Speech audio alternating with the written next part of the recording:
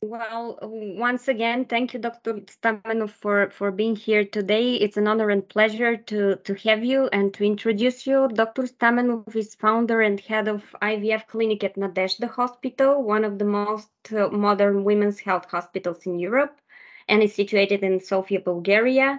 And just a short remark about the name of the hospital. Nadezhda in Bulgaria means hope, and you will see why. Just a few tiny aspects why hope in one of in the slides of Dr. Stamenov. So Dr. Stamenov will present one really important topic about fertility preservation in cancer patients. Dr. Stamenov, the floor is yours. Once again, thank you for being here today. I'm appreciate for your invitation and hope that you will enjoy the presentation, but it's a long presentation and I don't want to be too boring your lovely auditory, and think that I'll be brief in this, and I hope that we will have discussion in the end, because the main is not the circumstances. The main is the strategy and the philosophy of fertility preservation in cancer patient, and I will start from over there.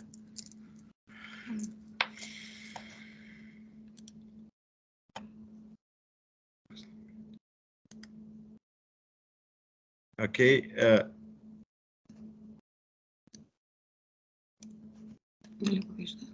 I hope you can see my screen. No. Just a moment. I will try to share the screen. It's coming. Yeah. Yes.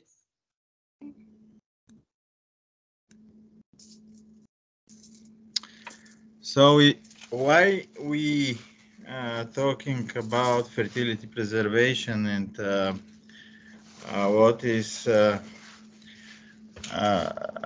I like in my free time to work with physics and about a little bit with theory of relativity.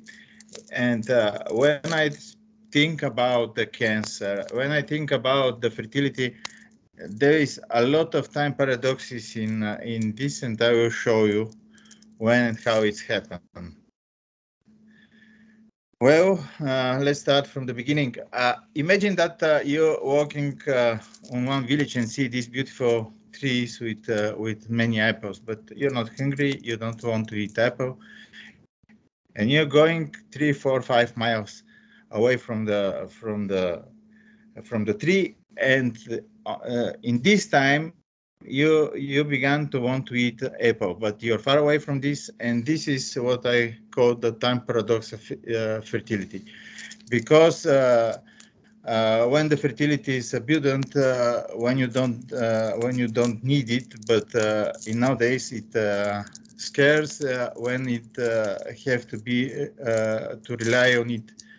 When you need fertility, you don't think that it's something for you. You are trying to escape from an unwanted pregnancy.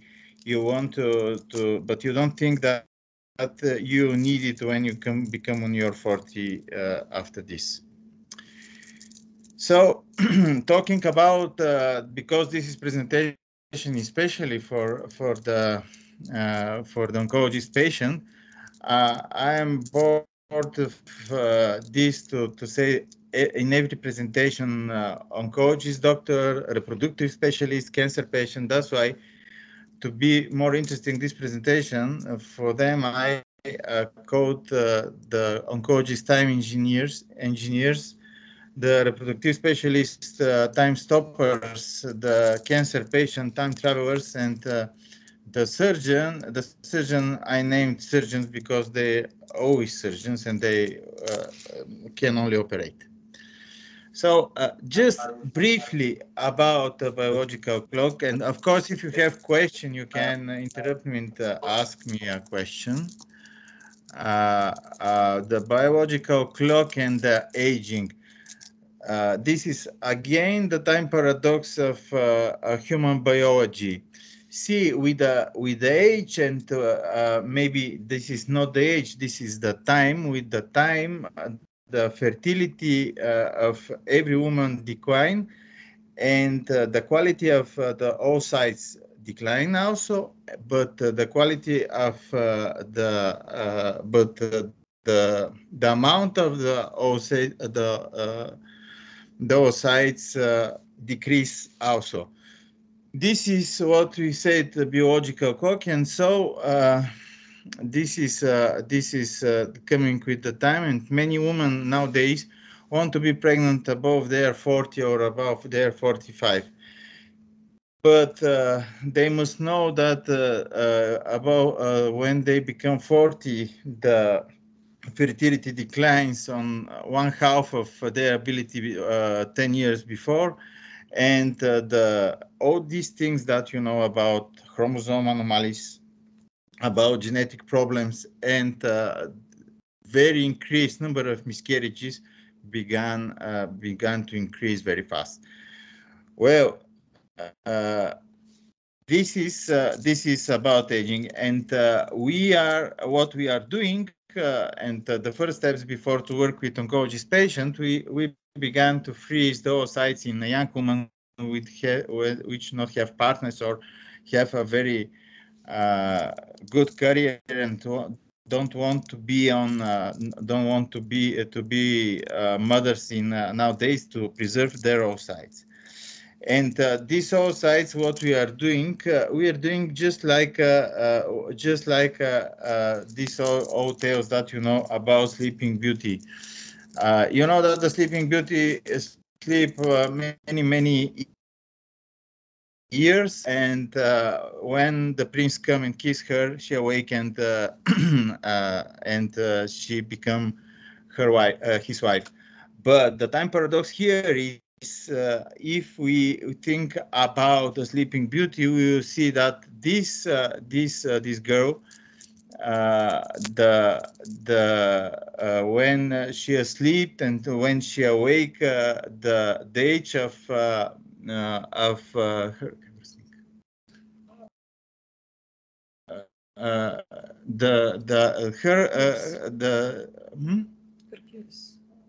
peers.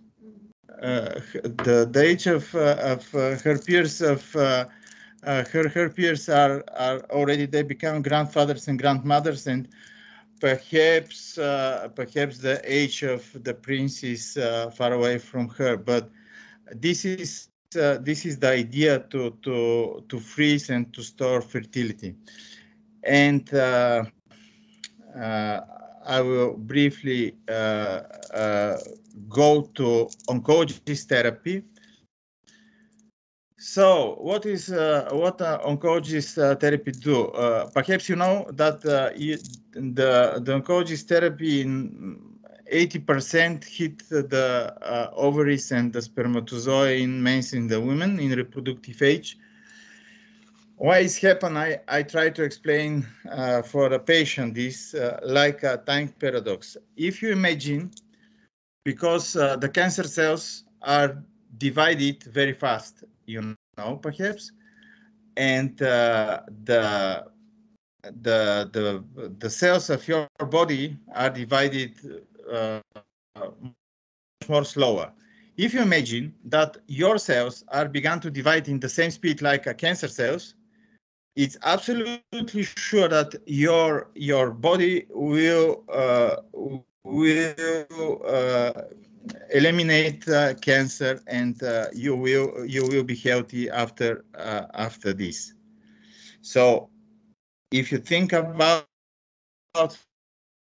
for the time, the anti-cancer, the oncologist making the time for your oocytes to become for all two sides of your body to become faster, to go faster.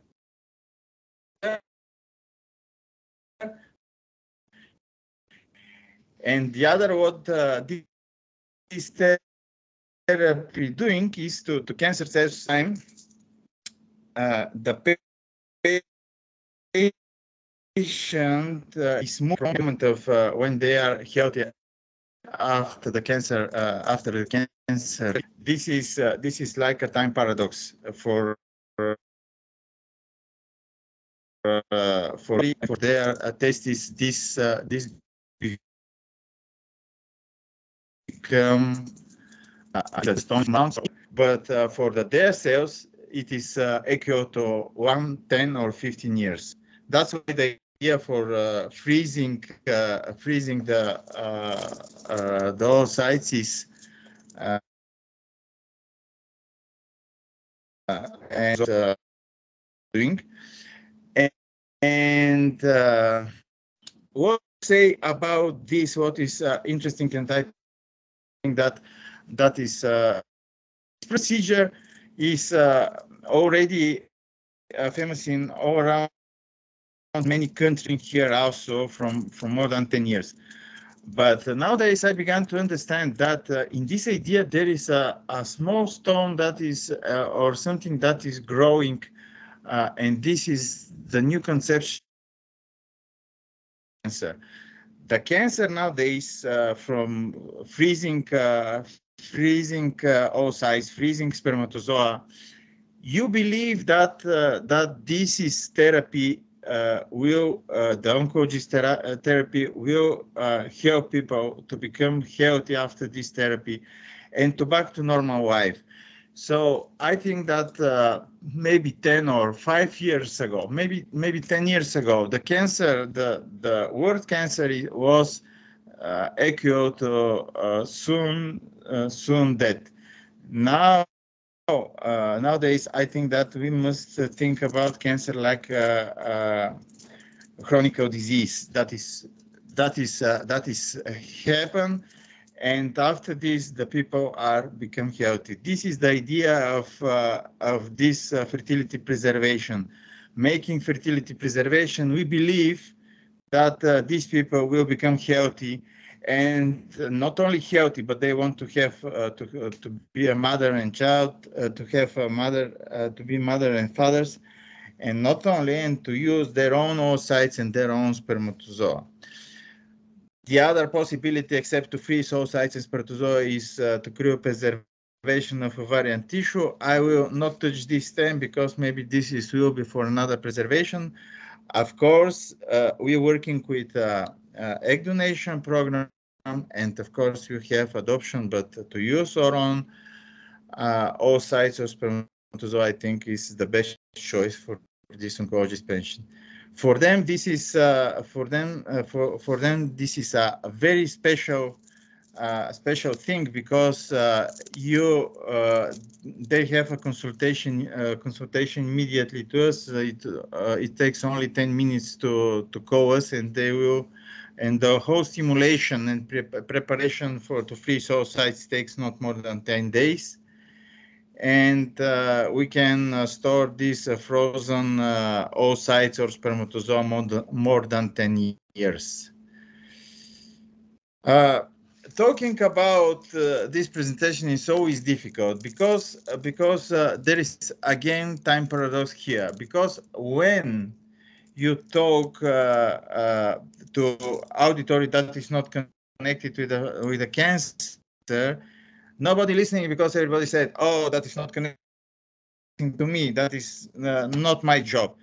But after, when the cancer come and when you began treatment, it's already too late because all the medication began to destroy your ovaries or your spermatozoa.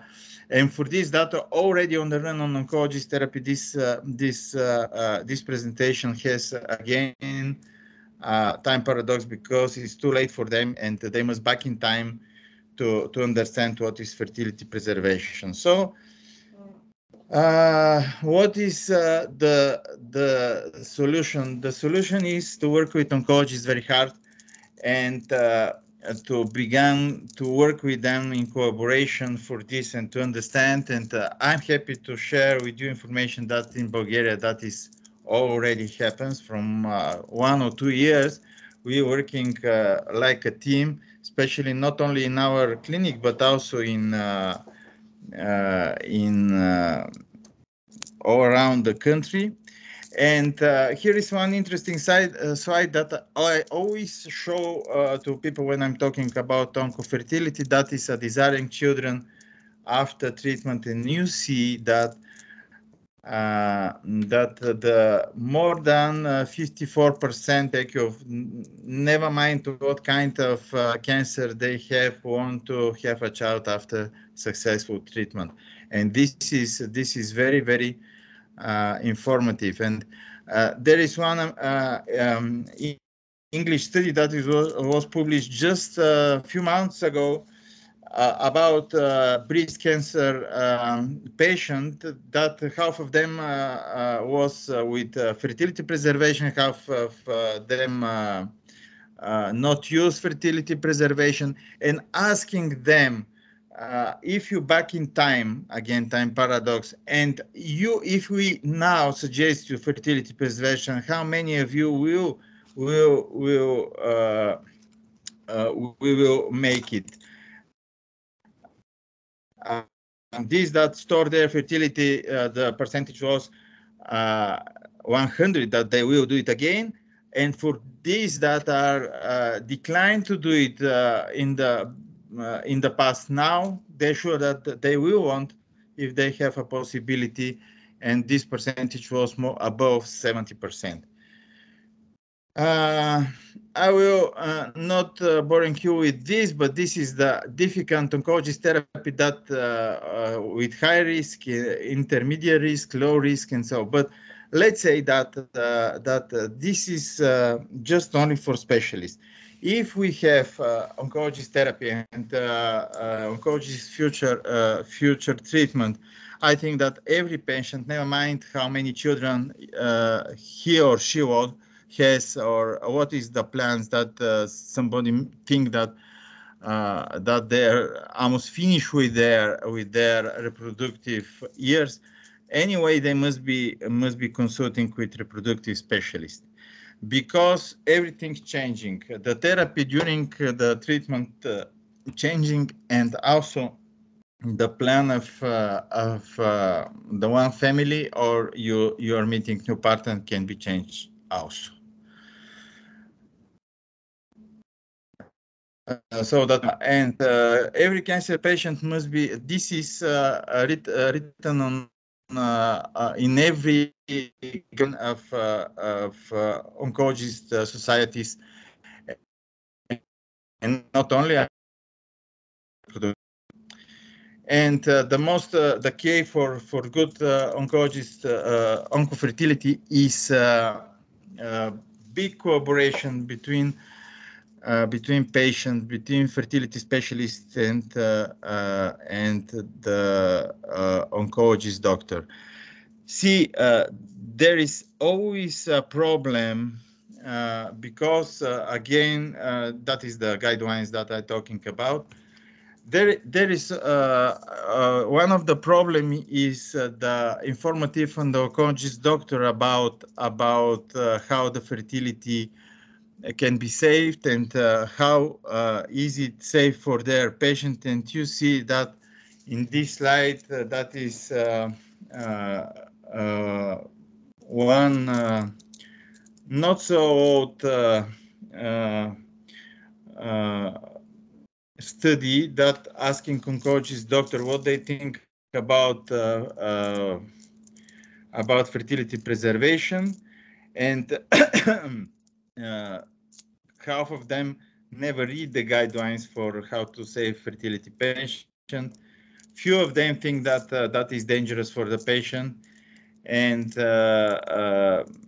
many of them thinking that that this is not the time to talking about before treatment. But the situation is changing very fast, and you see that more than In United States, you have consulting about fertility 80%.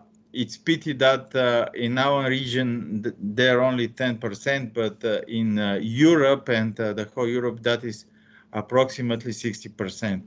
And we're working very hard to improve this percentage in here in Bulgaria. We built a consensus with oncologists in 2017 for this involving fertility doctors and all kinds of oncologist doctor about fertility preservation and how they must be manage their fertility patients. And what we did is we struggle a lot about to government to recover the treatment and freezing of the oocytes and spermatozoa of oncologist patient before oncologist treatment, and we did it. Honestly, I will tell you that this is they have a border age that is 34 for a woman, but in in our hospital we are working with women that is till 43, 44, and they pay just only for medication. That is free for them because that is one of our mission. And we began to work very hard, and I take part of a lot of patient conferences, and of course conferences about to understand what they need fertility. And I explained to oncologists that is making fertility preservation that gives them good cooperation with the patients, and the patients began to believe that their work will be, finally their treatment will be successful and they will survive with the cancer.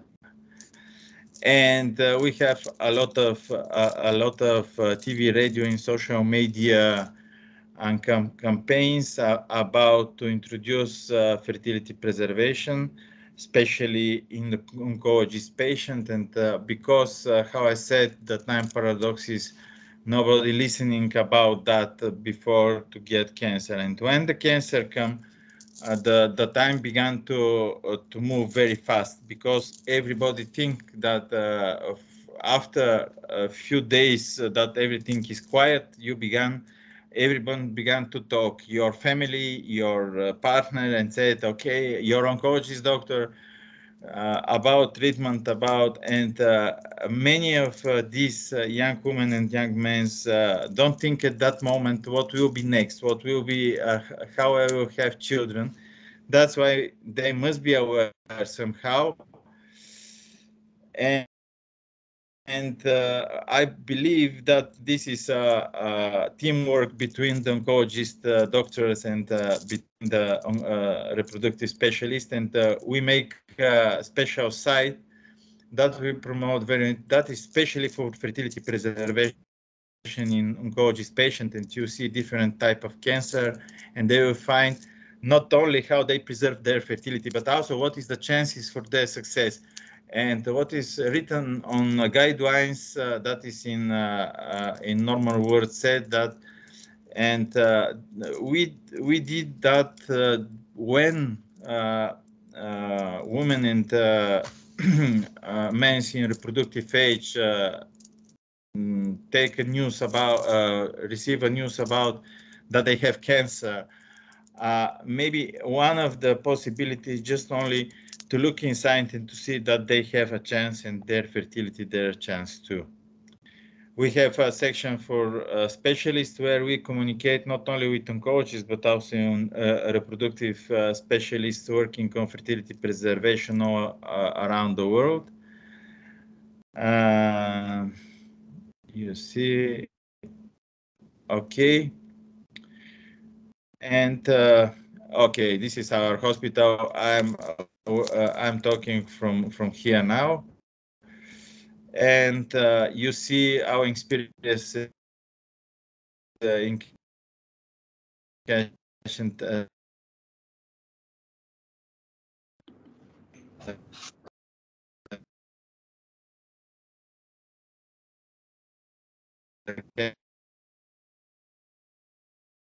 with the gynecological cancer, and also we have a very huge number of oncohematological patients here. And we take care not only about their fertility preservation, we take care after this when they become pregnant. And we become here in Bulgaria a national center for cancer patients, for pregnancy, and for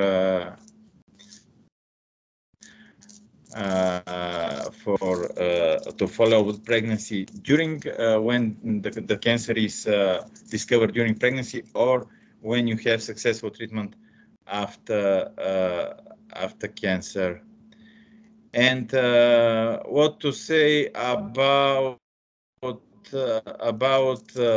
and what I learned at the time. 10 years ago, I started with oncofertility doing IVF whole day and think that is something simple procedure, and that's no. But nowadays I understand this is not a simple procedure, because I'm working with many oncologist patients, and I understand that of a new philosophy, understanding that what kind of patient are the cancer patient. They must be feel like people that will be healthy again, and to understand that they will have a chance, because the cancer therapy nowadays and many of cancers are successfully treatment in 100%. So in briefly, that is my work every day, and I hope that you enjoy this presentation, and I'll be glad if you have some questions about this.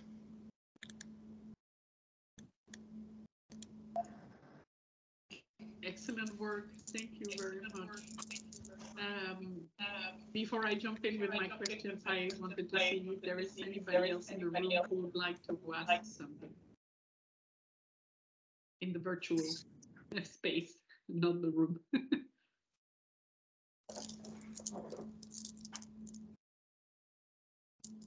One question from my side. What is the patient perspective and readiness to talk about this when they hear diagnosis cancer? Are they ready for this talk? And are they willing to get into this step on fertility preservation? I think that they must be ready, and we must talk with them that they must think about that, because maybe it was not so clear from the presentation, but once they started oncologist therapy, and this will be too late for them to save their fertility. That is the point. That's why we are working a lot, and I'm talking in different forums about that, because we must speak with this, and everybody must know having this bad news to that he can or she can do something for their fertility, because the news about the cancer doesn't mean this is the end. Thank you, Doctor. And in the years I've been involved in advocacy, I've learned that the adolescents and young adults require special care. However, specialized care for this age group with these important milestones, and as you say, things to consider and think about, alongside managing the disease. In Holland, it was only until recently that there is a great national effort to help understand what type of care adolescents and young adults need, to start to make specialized hospitals for this patient population, who have, I think, one of the big questions and milestones is particularly this one to talk about. But it seems like we've come far, even in a country where you would say there are not so much restraint on resources. It has been a fight for this patient group to get to a level of support for their specialized care. I wonder how you see that, you know, and also being in a country where you think, you know, the resources, national resources are being considered and thought about and discussed for the different patient populations.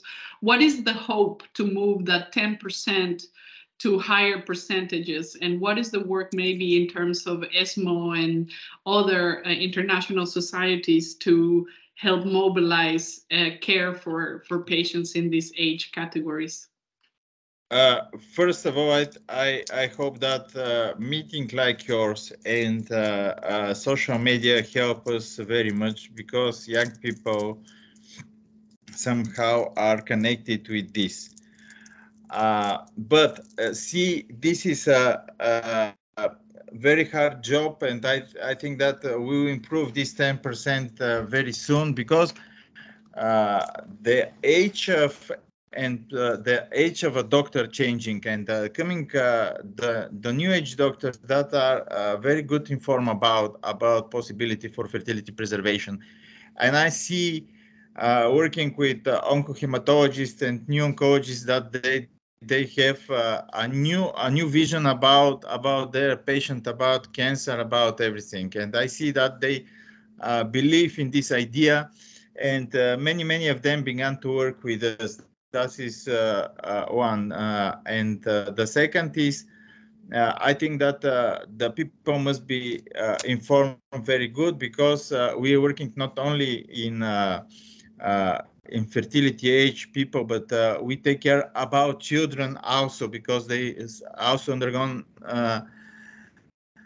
cancer therapy, and their future perspective for fertility is sometimes can be hardly broken. Well, and this is very hard, because you must speak not only with the parents of the children, but you must explain the children what you are what you will do, and why you must do that, and they must accept this. And that is sometimes is very how to say, very difficult talks, because you must be very easy and very polite, and from one hand, and from the other hand, you must take from this small man his or her yes, I will do it.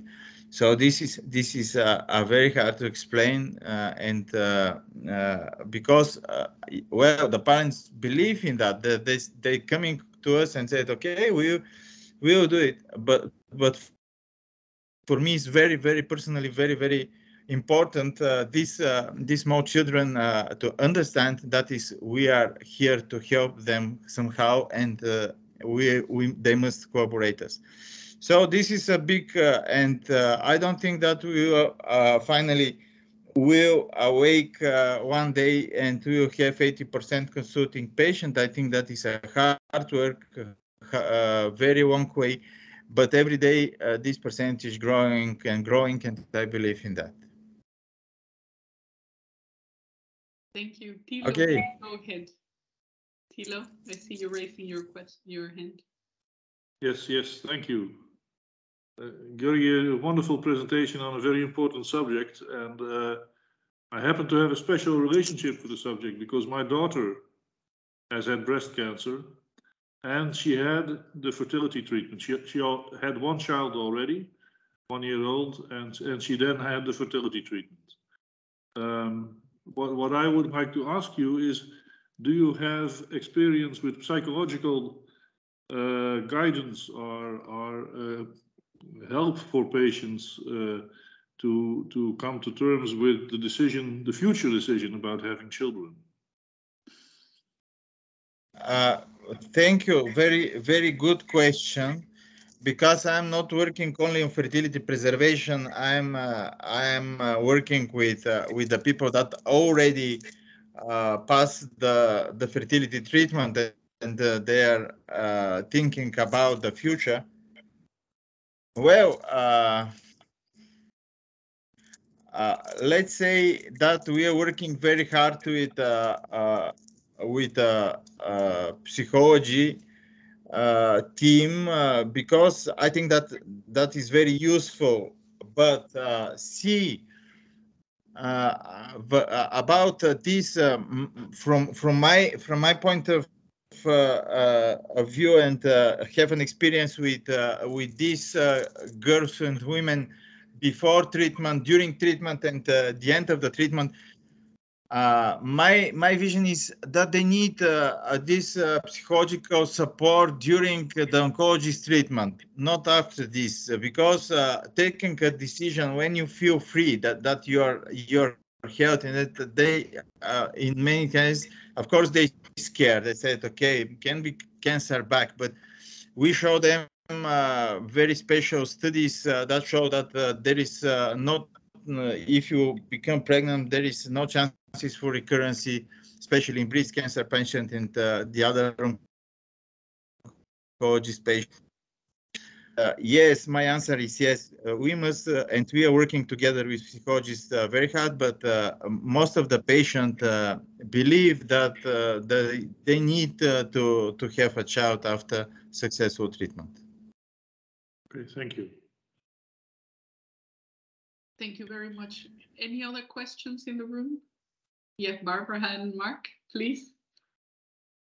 Thank you. First of all, thank you so much, Professor Stamenov. Something that moved me tremendously. And it was so much from your heart. The emotion that came through and the understanding of the patient is, I think, probably the best I've ever heard. The understanding of the woman's role, also giving them that strength in their voice, but also acknowledging the position of the oncologist and educating and updating the psychologist. That picture was such a whole picture of everything that I personally stand for as an advocate. Thank you so much. Thank you. Thank you for your kind word. Thank you. Franklin, please go ahead. Yes, please. Okay, good evening from Africa. This presentation was such a good, has just come at a very right moment because we have been witnessing a lot of young girls complaining and crying as soon as they realize that after the treatment, they are not going to be able to conceive.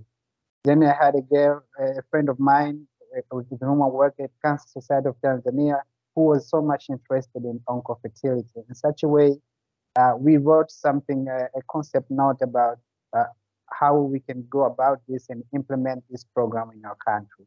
So I sent one to Gegana, probably, I think she has seen it yet. But my idea is that even here at Inspire to Live, I think it's a topic that we should be following very closely and try to see the countries that are involved in this unit of ours, that it can be implemented, because in Tanzania, we think we definitely need it, and the same applies to all Africa. So all we need is that whenever we need guidance and support on how we can go about introduction of all this, I hope you will be there to support our movement, because we believe it's the right, like you said. Okay. Thank you a lot, everybody, for your interest, and I hope that I will see you again when Please, we have. I have one question. Oh yes, please. Yes, Pierrella, sorry, this is Beatrice. Yes, dear Beatrice, sorry, no, Yeah. please go ahead. Doctor, just the last one before you have to go Yes. to your patient. Both Yeah. Beatrice and Franklin are doctors as well, so it's good to have your question, Beatrice. Thank you so much. This is a very timely kind of topic, because I'm talking from breast cancer side, that when the young woman comes in with maybe early stage pregnancy, or even at the stage that she hasn't got any child and has to undergo treatment, it's always a challenge. But this underscores the more reason why we need to create more awareness and get our patients early. Because if you find a patient coming late and you even do all the treatments or you preserve, you know, the ovaries or whatever for the patient, and it's a late stage disease, I'm afraid there's nothing that can be done. So we need to encourage our people to report early and knowing that there's something that can be done for them. But I must say that we need to come to you in Bulgaria and to learn a lot about, I like the name of the hospital, Nadezhda. It means hope.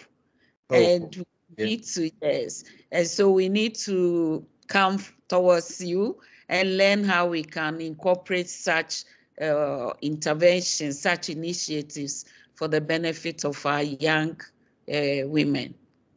Thank you so much.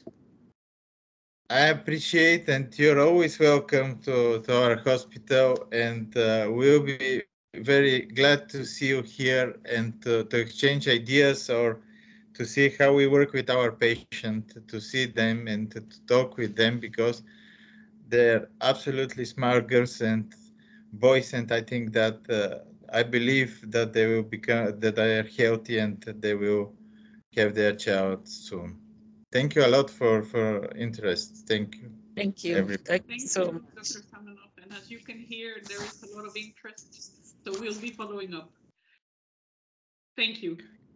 Thank Please, you. please go back to your patients. We're happy with that. Thank you very much, Ingrid. I think we can move on to the next session.